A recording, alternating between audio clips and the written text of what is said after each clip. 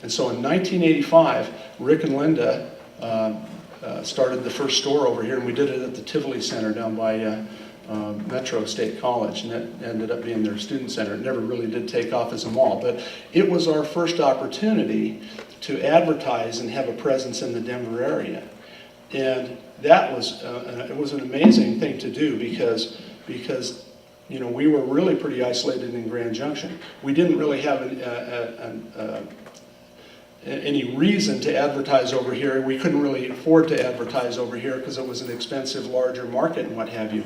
But when we opened the store over here, it gave us a reason to advertise and start to tap the Denver market. And things continued to grow.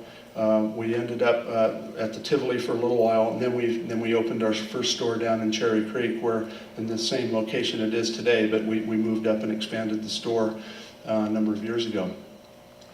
But because of that Denver effort at that time, the business really continued to grow and grow. Now, during that same period when we opened the store, the fax machine had just been invented. And so we put our first fax machine in to get the orders that they would take at their store to send over to Grand Junction to be processed, because we shipped it, we still stored and shipped did all the mail order from Grand Junction. That's where the computer system was.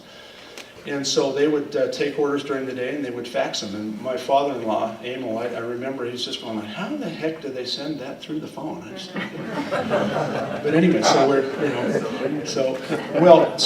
we're using this for a business reason to get the orders from the Denver store. We're thinking, well, what happens if we put the fax number on our order form and send it out? Because people are going to start having fax machines. Well, as this went along, all of a sudden, if you'll remember the old fax machines that were the thermal paper, and they print it out and then they'd slice it off and it'd just, you know, go into a little basket and be all curled up. We'd come in the morning during the first holiday season where we put the fax number on that order form, and we'd come in and there would be a pile of curly paper on the floor. And, you know, so it was a blessing and a curse all at the same time, because people thought this is great. And I don't know if you guys are much for handwriting, but a lot of our customers aren't very good at handwriting. And it's even worse when you put it on a fax on curly paper that's heat sensitive, that if you touch it, you can draw a line through it with your fingernail, you know. And so here we are trying to scramble through all these orders, and we are just getting inundated. And once again, the business is just taking off again, and we're growing like crazy because, number one, the best product money can buy right here, the best ingredients, you know, nothing but love in here. And so, and you know, and Enstrom toffee at that point was becoming a tradition, not only in Colorado but around the country, and in fact some international at that point.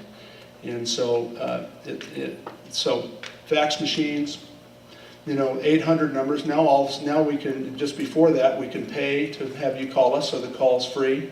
We've got the phone bank. We've got the computer system. Well, I call it a computer system.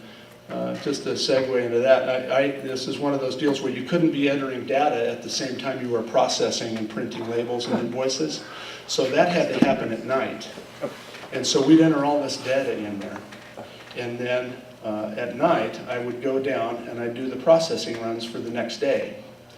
And, you know, this was archaic software. It was all homegrown. It was, you know, I had programmers that were trying to fix this code and that code, and things would hiccup, and the disk drives weren't that classy at that time. So we'd start this big processing run and it'd blow up.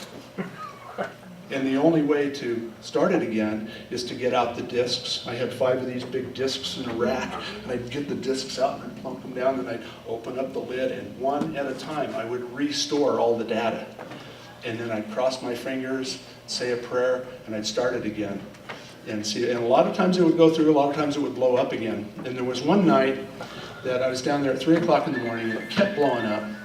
I was sick, and it was raining like hell out. And we had this aluminum awning in front of the store windows. And this thunderstorm came through, and it picked up that awning and dropped it down and crashed through the windows. And I called Jamie. The computer's blown up. I'm sick, and the rain is just coming in the store. And I said, I want to come in. You know, but those are the good old days. So, You know, we got through all of that, and as we start to get into the 90s, it's interesting to tell you that we had a website before Amazon was a company. And it wasn't a fancy one, it was just an electronic catalog. You could look at it, but then you had to call us and say, hey, what's that? And whatever, it was just an electronic catalog. But the internet kind of came along. And as that started to develop, once again, this technology, we were just kind of in the right place at the right time doing the right thing. And now you can order through the internet.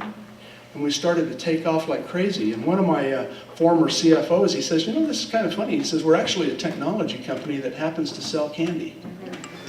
And it was really true, because I didn't mention credit cards earlier, but everybody used to send a check in with their order. But as we opened up the phone system, the credit card revolution was happening, and so now you can spend your money over the phone. You could put your credit card on the order form and send it in, etc. And so all of this technology and all these steps kept coming along, and we were just in the right place at the right time, and business continued to flourish.